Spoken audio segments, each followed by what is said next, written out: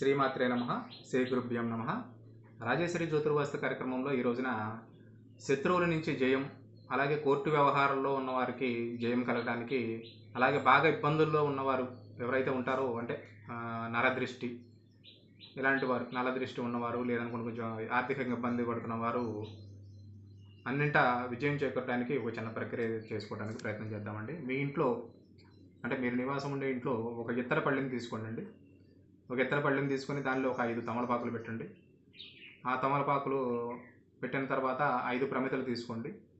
5 రకాల నూనెలు కలిపి ఆ ప్రమిదల్లో పోసి 5 రకాల ఒత్తులు వేసుకుని వెలిగించి సున్నపు నీళ్లు అంటే మన ఇంటికి వేసే సున్నం కొంచెం నీళ్ళలో కలిపి ఆ పళ్ళెంలో పోయండి. ఆ ప్రమిదలో మునగకుండా ప్రమిదలు సగం వరకు నీరు ఉండేట్టుగా ఆ నీటిని పోసి ప్రతి ఒక్క ప్రమిదకి వెలిగించి, ప్రతి ఒక్క ప్రమిదకి నార్మల్గా మీ నిత్యం మీకు ఎలా అయితే పూజ వస్తుందో, మీకు ఎలా అయితే పూజ చేయాలని అనుకుంటారో ఆ రోజున అలా మీరు ఆ ప్రమిదకి, ప్రతి ఒక్క ప్రమిదకి పూజ చేసుకుని ఆ పళ్ళెం అలాగే పట్టుకుని ఇంటి చుట్టూ మీరు ఎక్కడైతే ఉంటున్నారో ఆ ఇంటి చుట్టూ, అంటే వీలున్న వాళ్ళు ఇంటి చుట్టూ తిరగండి. అంటే ఇంటి చుట్టూ ఖాళీ ఉన్నవాళ్ళు ఇంటి చుట్టూ తిరగండి. లేదనుకుంటే మీకు ఖాళీ లేదు, మేము అపార్ట్మెంట్లో ఉంటాము, లేదనుకుంటే ఇండివిజువల్ మన ఇంటి చుట్టూ ఖాళీ లేదనుకున్న వాళ్ళు ఏం చేస్తారంటే ఆ పళ్ళెం పట్టుకుని 5 సార్లు మీరు ఎక్కడైతే నుంచుంటారో అక్కడే 5 సార్లు మీ చుట్టూ మీరు తిరగండి.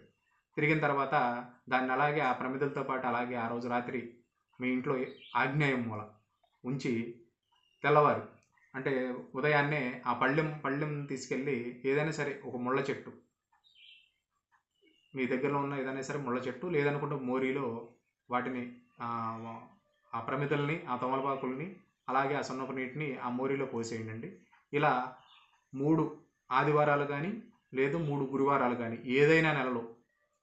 కాకపోతే ఈ ప్రక్రియ చేసేటప్పుడు ఇంట్లో ఆడవారికి ఇబ్బంది లేకుండా చూసుకోండి. అదొకటే నేను చెప్పే సలహా.